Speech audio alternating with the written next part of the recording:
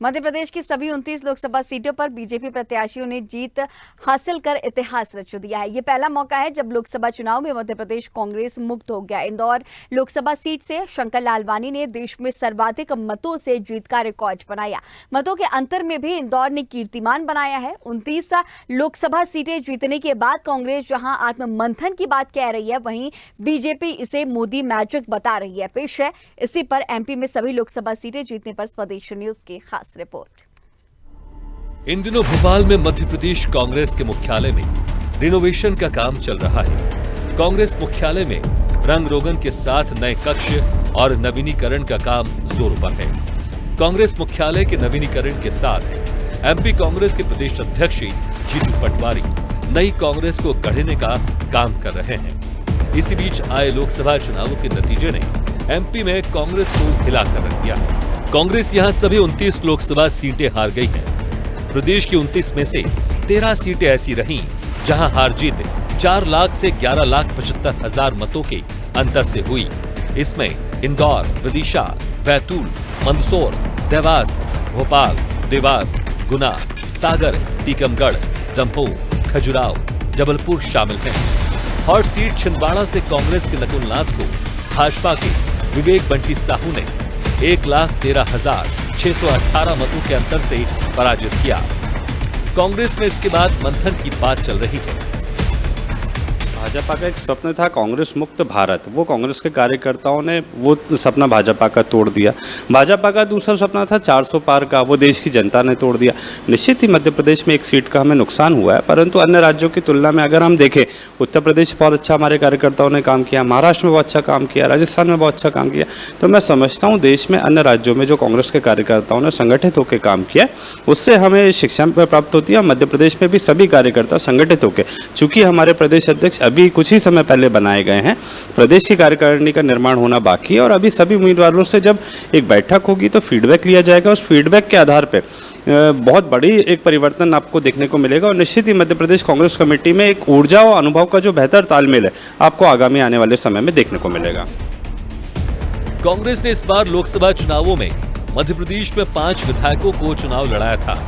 इनमें उज्जैन से महेश परमार, सतना से सिद्धार्थ कुशवाहा, मंडला से ओमकार सिंह बरकार, शहडोल से फुटेलाल सिंह मार्को और भिंड से फूल सिंह बरैया शामिल थे। ये सभी चुनाव हार गए। राजनीति के जानकार भी मानते हैं कि भाजपा ने 2023 के विधानसभा चुनावों से लोकसभा की तैयारी शुरू कर दी थी। देखिए, निश्चित रूप से आप मानकर चलिए, आप लोकसभा चुनाव से क्यों देख रहे हैं, आप इसे विधानसभा चुनाव से देखें। विधानसभा चुनाव में जिस तरह के परिणाम आए थे, उससे इस तरह के परिणामों की अपेक्षा की जा रही थी और 29 की 29 सीटें अगर कोई पार्टी हार जाती है तो उसे मुक्त के रूप में ही देखा जाना चाहिए। क्योंकि आपने देखा होगा जब मोदी लहर थी उस समय भी छिंदवाड़ा की ऐसी सीट थी जो भाजपा नहीं जीत पाई थी, लेकिन इस बार भाजपा ने वो सीट भी जीत ली है। तो इस तरह से आप मान कर चल सकते हैं कि कांग्रेस के एक बेहद मजबूत गढ़ को भारतीय जनता पार्टी ने ध्वस्त कर दिया है और उस पर केसरिया परचम लहरा दिया है।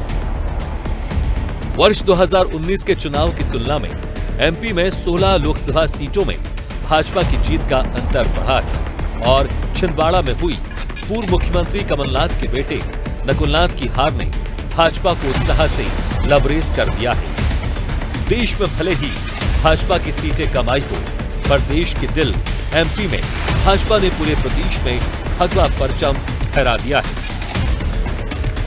लोकसभा के चुनाव के स्तर पर, विधानसभा के चुनाव के स्तर पर मतदाता लगातार भारतीय जनता पार्टी को आशीर्वाद दे रहे हैं। पूरी विनम्रता के साथ भाजपा उनके आशीर्वाद की लाज रखने का प्रयास करेगी। रही बात कांग्रेस मुक्त होने की, तो कांग्रेस को उनकी करतूतों के कारण जनता सबक सिखा रही है। कांग्रेस की हालत के लिए कांग्रेस स्वयं जिम्मेवार है। जनता ने दशकों तक उनको सरकार में बिठाया, लेकिन उनकी करतूतों के कारण, उनकी लूट खसोट और तमाम प्रकार से जनता को जो धोखा ठगने का काम उन्होंने किया, जनता ने सबक सिखाया है। जनता आज आशीर्वाद भाजपा को दे रही है। मध्य प्रदेश में भारतीय जनता पार्टी ने लोकसभा की सभी 29 सीटें जीतकर मध्य प्रदेश को कांग्रेस मुक्त मध्य प्रदेश किया है और भारतीय जनता पार्टी का मानना है कि जो उसने 34,000 से ज़्यादा बूथों पर 370 वोट बढ़ाने का लक्ष्य दिया था, उसके कारण भारतीय जनता पार्टी को मध्य प्रदेश में 29 लोकसभा सीटें जीतने में सबसे ज़्यादा सहायता मिली है। और जहां तक बात करें हम छिंदवाड़ा की, तो भाजपा का ये भी कहना है कि अब कमलनाथ का भविष्य कांग्रेस पार्टी तय करेगी और उनके बेटे नकुलनाथ का भविष्य वे खुद तय करेंगे। वीडियो जर्नलिस्ट राकेश के साथ अनिरुद्ध, स्वदेश न्यूज़, भोपाल।